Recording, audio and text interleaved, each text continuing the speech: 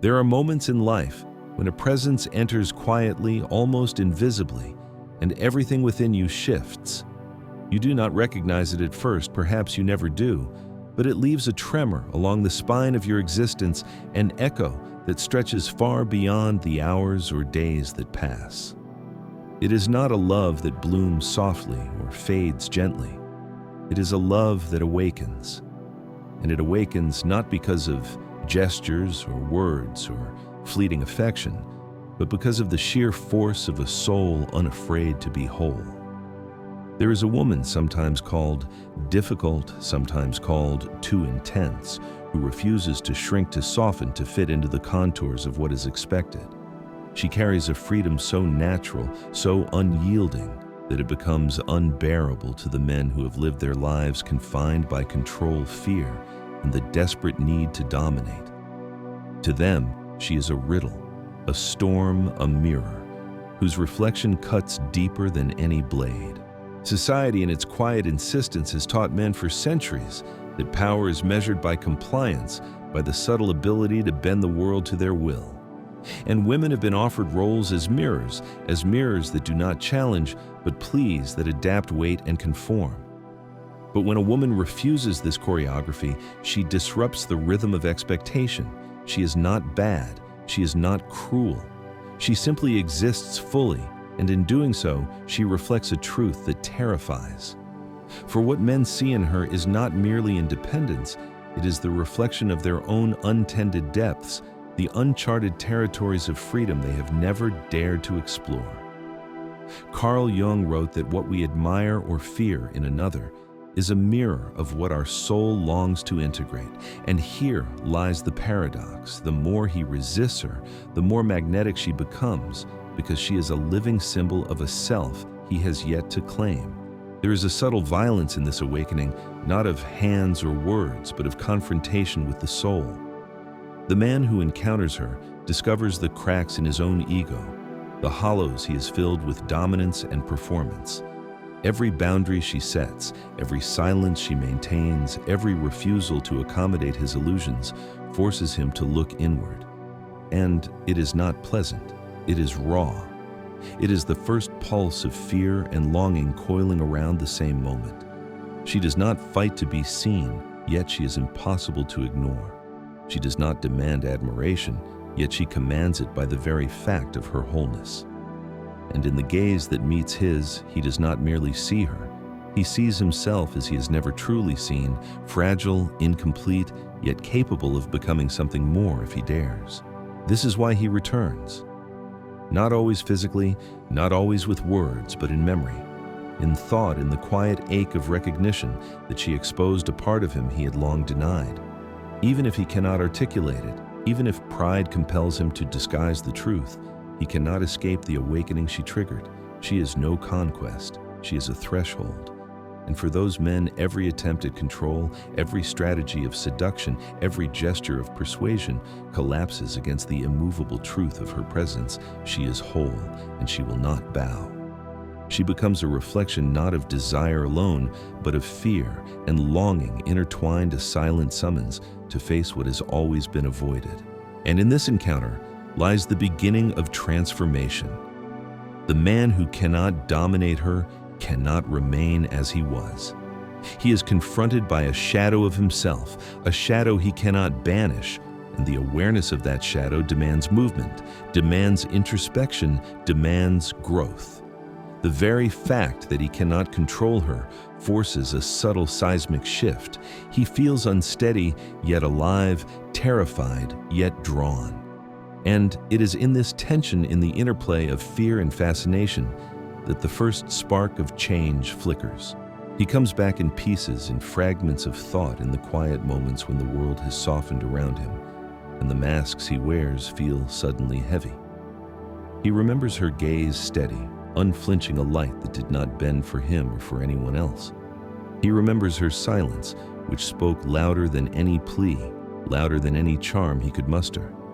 And in these recollections, he begins to see for the first time the truth of what he has carried inside himself, a fragile ego, a hunger for validation, a fear that to be vulnerable is to be undone.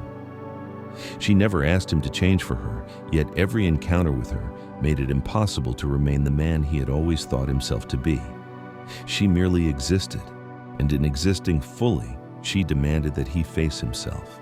He tries to rationalize it at first, to create stories that diminish the force of her presence. She was too proud, too cold, too unyielding, he tells himself. He convinces himself that he did not love her, that he only admired her fire from afar, that he could find comfort elsewhere. But comfort is an illusion, and admiration without awareness is a pale substitute for the raw confrontation she provided. In her presence, he glimpsed what it might mean to be whole, to be present, to be accountable, not to ego, but to soul. And that glimpse burns like a secret, a memory that refuses to fade, because it touched something that had never been touched before. She was not cruel. She was uncompromising. She did not manipulate. She did not demand. She did not bend herself to his whims.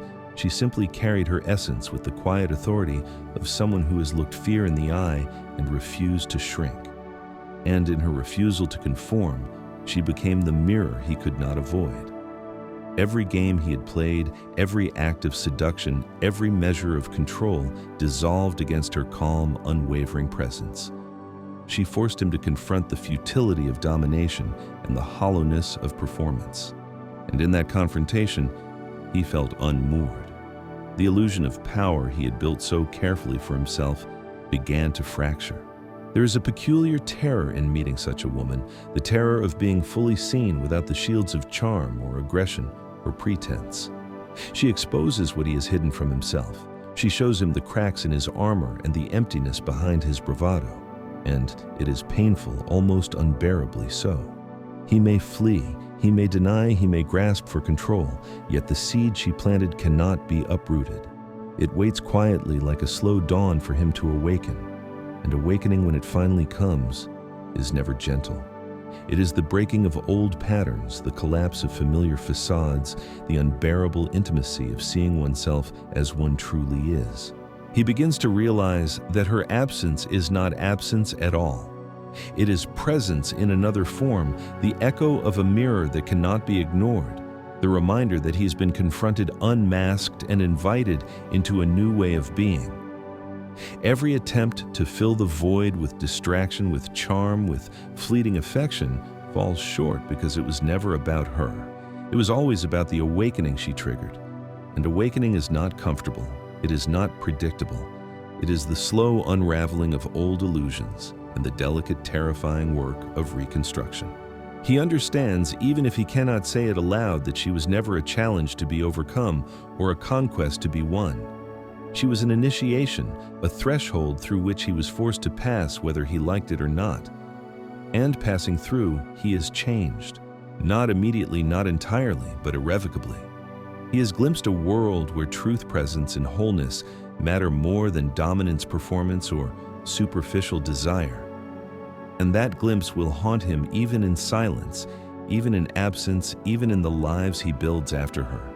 The quietest moments are the most dangerous for him. In the stillness of a late evening, when the noise of routine fades and the masks of performance are set aside, he feels the weight of what she revealed. It is not a weight of regret, though, that is present, subtle and insistent, like a shadow that refuses to dissolve. It is the weight of awareness, the unrelenting gravity of a truth he cannot evade, that he has never truly been confronted before, that the world has tolerated his ego and rewarded his illusions, and that in her presence nothing of that could survive. She did not break him, but she exposed the fractures he had ignored for decades. And in those fractures, he begins to see light fragile and trembling, yet unmistakable. Every gesture of hers, once so ordinary, now reverberates with meaning. The way she held her gaze, unwavering yet gentle. The way she left a room without drama, as if her absence carried more significance than her presence. The subtle insistence in her tone that demanded respect without a single demand. These were not performances, they were the quiet manifestations of a soul fully present. And he realizes that the tension he felt, the mix of fascination and fear, the desire to dominate and the compulsion to flee, was not about her. It was about the parts of himself he had never met. She was never his to possess. She was a guide, and his role was not to conquer, but to witness, to learn, and ultimately to transform. And yet the transformation is not linear. He stumbles, retreats, tells himself that she was too much, that he could never measure up. He flirts with illusions, seeks comfort in the familiar, tries to rebuild his armor. But each attempt is haunted by her absence, by the echo of a mirror that cannot be ignored.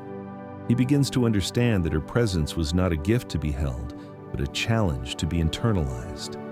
And internalization is painful. It requires humility, the willingness to face shame, the courage to recognize that what he once believed was strength was merely a veneer. Every encounter with her has left an invisible scar, a mark that will not fade, because it points to the truth of who he is and who he might yet become. In time, he notices the subtle shifts within himself. The arrogance that once guided his decisions softens. The need for control begins to loosen its grip. He listens differently, not just to others, but to himself. He begins to recognize the emptiness in his past attachments, the performative nature of his desires, the way he sought validation where presence was required. And in these realizations, he feels the faint thrill of something entirely new. Freedom, not the freedom of dominance or charm or conquest, but the freedom of being confronted with truth and choosing to grow. She has left, yet her lessons remain etched into his consciousness with the precision of a sculptor who understands the fragility of the form he is shaping. He also realizes that not every man will respond in this way. Many will run, will rationalize, will try to replace what they cannot face, but those who stay, even if only in memory and reflection, begin a slow, profound journey toward the self he was never allowed to see before. The encounter with her is not a romance. It is a confrontation with the deepest parts of the soul. It is an awakening to the shadow he carries, the parts of himself he has hidden from the world and from himself. She was never his to tame. She was the mirror that could not be ignored, and in ignoring it, he would remain incomplete. And slowly, he begins to understand that the woman he once labeled as difficult, as cold, as too much, was in truth the only one who could see him for who he truly was. Not the man he pretended to be, but the man he could become if he had courage enough to meet himself without pretense, without shields, without ego. She did not arrive to complete him. She arrived to provoke, to confront, to illuminate. And in that illumination, the first sparks of self-realization ignite, tiny and fragile, yet impossibly powerful. He begins to notice how the ordinary world itself has changed. A phrase from a conversation lingers longer. A glance across a crowded room ignites a memory that was never meant to fade. The weight of a silent absence presses against him with surprising intensity. He realizes that her presence was never about romance, about possession, about ego. It was about awakening, and that awakening cannot be erased. It lives in the corners of his mind, in the quiet spaces between his thoughts, in the soft ache that reminds him of what he had never allowed himself to feel. The woman who refused to shrink, who refused to conform, has become an invisible teacher. She is the threshold he must cross, whether he walks toward it consciously or stumbles into it by accident. In remembering her, he confronts his own limitations, the fear of vulnerability, the compulsion to control, the arrogance of assuming he could define her experience or shape her reality. All of it comes into sharp relief. She did not fight to be admired. She did not seek to provoke or punish. She simply carried her presence with quiet authority. And it is in that authority that he discovers the emptiness of his own strategies and the futility of his performances. And as he confronts these truths, he begins to experience a strange liberation. For the first time, he sees that strength is not the ability to bend another to his will, but the courage to confront himself honestly, without protection, without excuse. There is a long and painful grief in this realization. The grief is not for loss alone, but for the years he spent avoiding himself, the opportunities squandered, the relationships drained of authenticity, because he was too afraid to confront his own shadows. She was never just a woman in his life. She was a mirror, a gatekeeper, a challenge he could not ignore. And in her absence, he understands what it means to face the self he has avoided, to meet his fear, to see his fragility, and to recognize that love in its purest form is never about possession, but about presence, about truth, about courage. And so he begins cautiously at first to deconstruct the self he has relied upon for so long. He examines the armor, the postures, the stories he has told himself, the illusions of control that have guided his choices. He allows himself to feel the emptiness that her absence has revealed, and in that feeling, he discovers the subtle transformative pulse of awareness. It is uncomfortable, terrifying, even yet undeniable.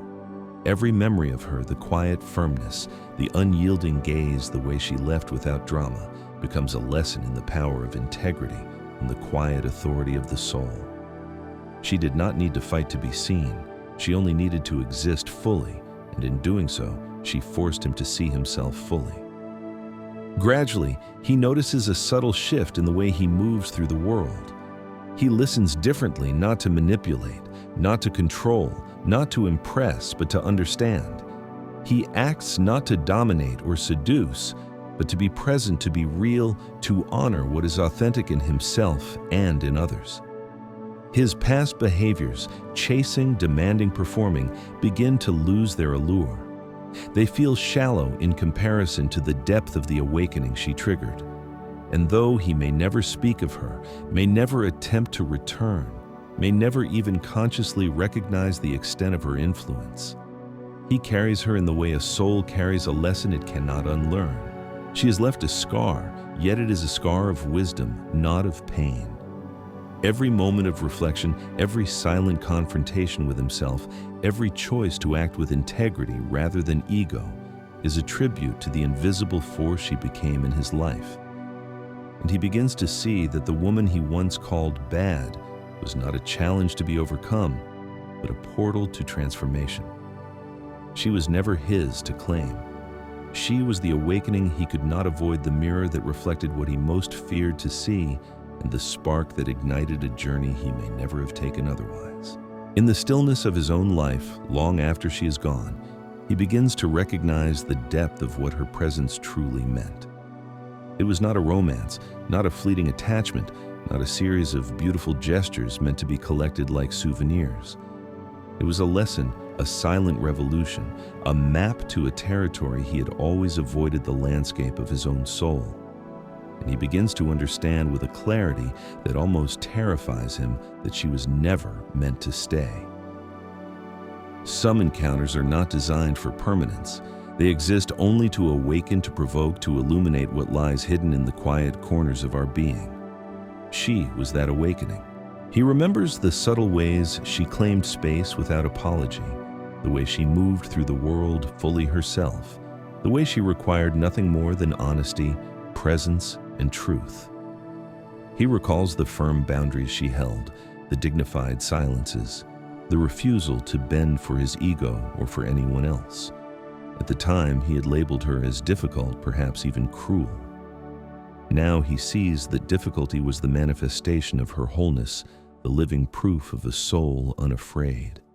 And he realizes that the discomfort she caused him was never hers to give. It was the reflection of what he could not yet face, his own limitations, his own fear, his own unfinished journey.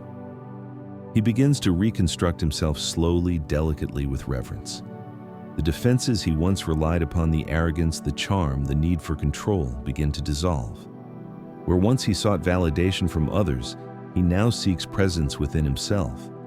Where once he measured love as conquest or possession, he now measures it as awareness, as courage, as quiet devotion to truth. Every memory of her becomes a guidepost, every echo of her absence a reminder of what he has learned, that love is not a transaction, not a game, not an acquisition. It is a reflection, a confrontation, a call to the parts of ourselves we have long refused to see. And in this reconstruction, he discovers a profound freedom. The freedom is not the kind heralded by ego or pride. It is deeper, subtler, yet infinitely more powerful. It is the freedom of a man who has faced himself without flinching, who has allowed himself to grieve, to recognize, to dismantle, and to rebuild. It is the freedom of a man who understands that true love, the kind that awakens and endures, is never about submission or control. It is about presence, truth, and the courage to meet another soul with integrity, without need, without manipulation, without artifice. He realizes finally that she was never the obstacle, never the adversary, never the prize. She was the mirror, the compass, the spark that ignited something within him that had always been waiting unnoticed beneath the surface. And though he may never see her again, though she may have walked into another life, another story, another chapter, her impact remains indelible. She became the threshold through which he entered a larger consciousness, a deeper awareness, a more honest existence. And that awareness is the gift that lasts, the one that shapes his choices, his presence, his capacity to love, to listen, to be real. Some men will never understand this. Some men will continue to chase, to manipulate, to seek illusions of power over love. But those who do awaken, those who confront the reflection she held up to them, carry a quiet reverence for her absence, for she was never theirs to own. She was theirs to meet, to see themselves reflected, to transform. And through that transformation, they begin to walk with a new consciousness, a new maturity, a new capacity for presence and truth. And in the end, he realizes that not all love is meant to last. Some love exists to awaken. Some love exists to illuminate the shadow, to expose the soul, to ignite growth. Some love exists simply to remind us that wholeness is not found in the other, but in the courage to meet ourselves fully. And she, the woman once called too much, too intense, too difficult, was that awakening. She was the mirror that could not be ignored, the spark that could not be extinguished, the silent revolution that forever altered the landscape of his heart and mind. If this reflection touched something deep within you, let it resonate. Share your thoughts, your stories, your awakenings. Like, comment, subscribe, and allow the journey of depth, presence, and conscious love to continue in the space we create together.